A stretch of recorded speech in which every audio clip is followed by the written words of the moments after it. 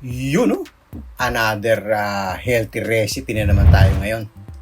Today, gagawa tayo ng chicken in white sauce. Yay! First step, yung i-prepare natin yung ating chicken. So, gagamit ako dito ng chicken thigh.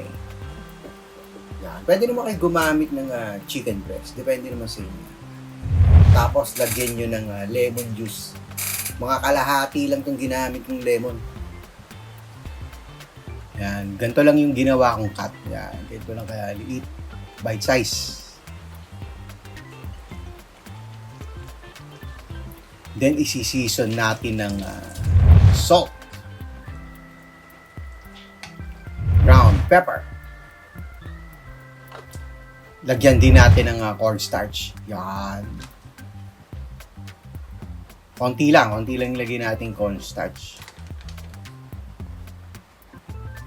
Then, haluin natin. Kailangan lang makot lahat yung ating chicken. O teka, ano na nga natin? Teka lang, kamay na natin. Yan, para mas mabilis.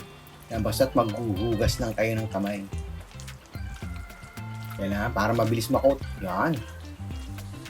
Okay na to. I-set aside na natin. Pretuhin na natin. I-set lang natin sa medium heat yung kalan. Maglalagay tayo ng cooking oil.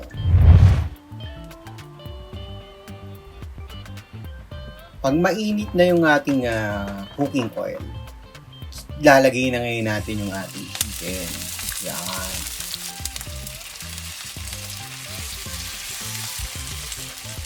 Bali, hintayin lang natin itong mag-golden brown.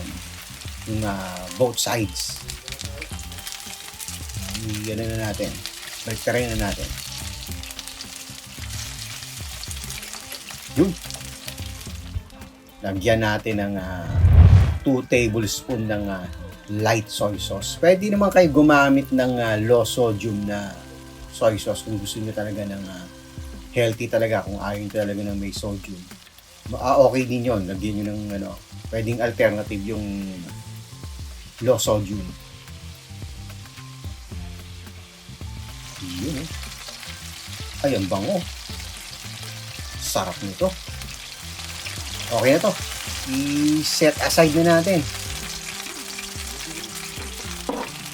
Then, next step na gagawin naman natin yung ating sauce. Yan. Bali, gumamit lang ako dito ng mayonnaise. Actually, onti lang naman itong ingredients para sa sauce. Nagamit tayo ng lemon juice. Tapos Greek yogurt. Yung plain. Actually, para siyang, kung titingnan, para siyang shawarma sauce. Actually, parang pa shawarma sauce na nga ito. Then, gagamit din tayo ng salt. Tapos, garlic. I-ano lang natin siya. I-grate lang natin yan para pinong-pino. Yun. Tapos, haluin lang natin. Ganun lang.